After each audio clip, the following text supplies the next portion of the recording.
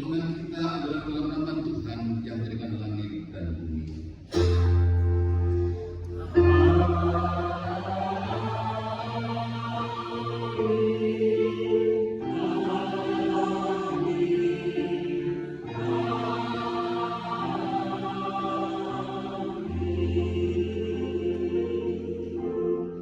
Kasih karunia, rahmat dan damai sejahtera dari Bapa kita dan dari Tuhan Yesus Kristus menyertai saudara.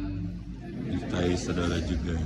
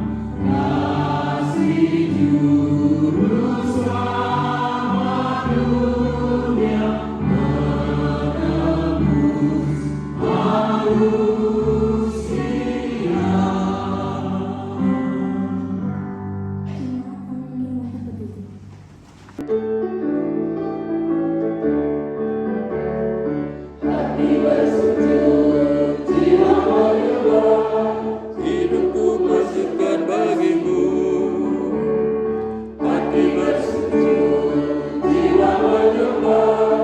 Hidupku masukkan kasihmu, terimalah baktiku, layakkan diriku untuk kemuliaan namamu. Hati bersujud, jiwa menyembah. Hidupku masukkan kasihmu.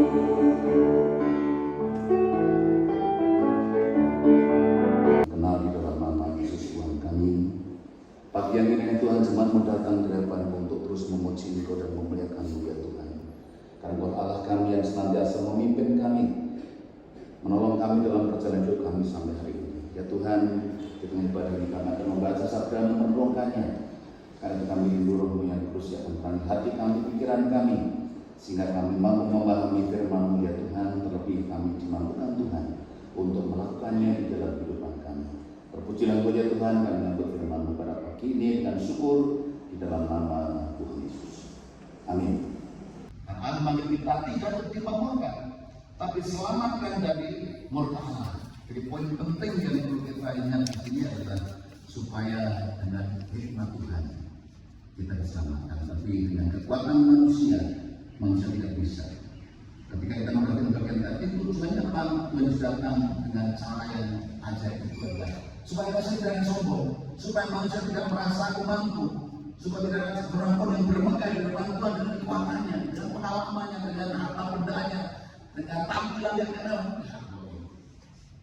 Lalu supaya manusia itu sadar bahwa kamu punya ciptaan, kamu ikuti jalan Tuhan bersama-sama. Jadi poin penting bagi itu ketika kita memperhatikan bagian ini bahwa Allah sudah berfirman. Firman itu datang dalam bentuk manusia, ada di antara kita.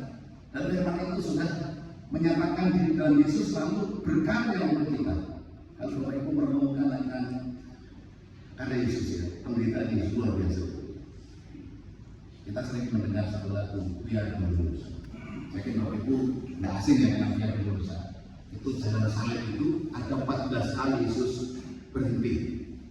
14 kali itu berhenti untuk melaksanakan tugas mulianya sampai endingnya mati di kayu salib dan mati. Ketika kita membandingkan itu, tentu kita juga ingin mendalami lagi. Mengapa Yesus mati dan mati? Karena di dalam kematian bukan ditanya waktu Yesus katakan membenarkan setiap orang yang percaya. Jadi ketika kita percaya sekarang dibenarkan. Di dalam Roma pasal 1 ayat 5:1 kita dibenarkan oleh karena iman. Jadi iman kita itulah yang membuat kita dibenarkan oleh Allah, bukan karena perbuatan baik kita. Kalau orang berkata perbuatan baik itu membawa kembali ke surga. Tidak mungkin. Mengapa? Firman berkata perbuatan baik itu bagaikan kotor di hadapanmu. Di dalam Kisah pasal 64 ayat 6. Bapak Ibu baca. Perbuatan baik masuk ke dalam kebaikan yang kotor. Banggalah dengan Tuhan kita. Dan sampai kita jadi orang Kristen minder. Dan sampai kita orang Kristen malu. Ngapain malu? Harusnya bangga. Saya bangga di tengah-tengah dunia ini jadi orang Kristen, orang percaya. Ya, di tengah-tengah kehidupan yang bermasalah nggak ada yang Kristen di dalam. Tapi saya bersyukur Tuhan, terima kasih. Kau jadikan aku sebagai orang percaya untuk menjadi berkat bagi lingkungan di mana saya berada dengan dunia juga dan Bapak Ibu. Bapak kasih Tuhan dengan beberapa hal yang kita tekankan tadi, marilah kita menjadikan Tuhan Yesus Kristus sebagai satu-satunya kebanggaan dan kemegahan kita. Dan sampai kita bangga kalau kita punya harta benda yang banyak, gitu ya, pengetahuan yang tinggi, mungkin yang lain ya, bangga, banggalah dengan Tuhan. Yang paling penting bangga kalau kita punya Tuhan Yesus. Karena apa? Semua jaminannya ada. Masa kini, masa yang akan datang, sejamin semuanya oleh Tuhan sampai pada kekekalan. Dan itu menjadi kesungguhan, menjadi kesukaan bagi kita. Sehingga dengan demikian apapun yang kita kerjakan dan lakukan harusnya semata-mata kita untuk hormat dan kemuliaan bagi nama Tuhan. Ayat hafalan yang saya sangat suka dari Kolose pasal 32-30. Nanti bisa dicek di sana. Apapun juga yang memperbuat, perbuatan dengan segenap hatimu seperti untuk Tuhan dan bukan untuk manusia. Mari Bapak Ibu sebagai orang percaya yang sudah diberikan anugerah oleh Tuhan, kita mau untuk terus hidup dengan rendah hati. Dan kuncinya di sini ketika kita dikatakan sudah mengenal Yesus seperti ini adalah kita mau merendah hati dalam hidup kita dan bukan memelihara kesombongan. Kesombongan itu dibenci oleh Tuhan, rendah hati dihargai oleh Tuhan. Jadi sebagai orang percaya sekali lagi, mari Bapak Ibu dalam perjalanan hidup kita mau untuk terus melayani Dia dengan segenap hati kita, dengan kata-kata yang baik, kata-kata yang menjadi berkat, kata-kata kita kepada siapapun menjadi berkat.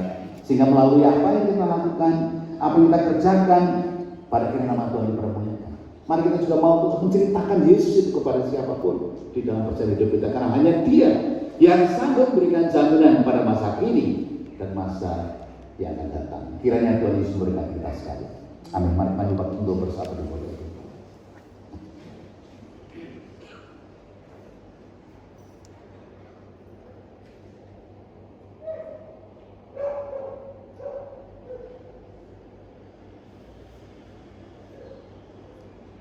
Saat terus selesai Bapak Ibu kita menyambut firman Tuhan dengan memuji Tuhan dari PKJ 265 ayat 1 dan 2, bukan karena upahnya.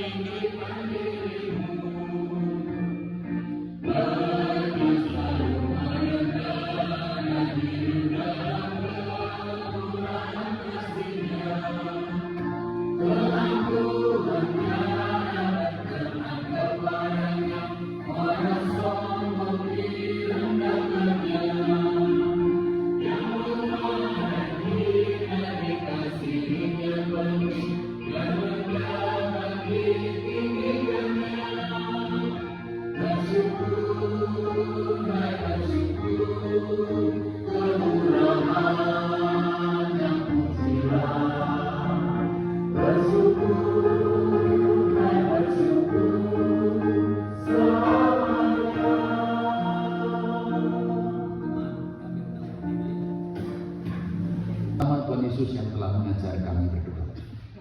Bapa kami di surga, dikuduskanlah nama-Mu, datanglah kerajaan-Mu, jadilah kehendak-Mu di bumi seperti di surga. Berikanlah kami pada hari ini makanan kami yang secukupnya, dan ampunilah kami akan kesalahan kami, seperti kami juga mengampuni orang yang bersalah kepada kami. Dan jangan bawa kami ke dalam pencobaan, tetapi lepaskanlah kami daripada yang jahat. Karena Tuhan kerajaan dan kuasa dan kemuliaan sampai selama-lamanya. Amin.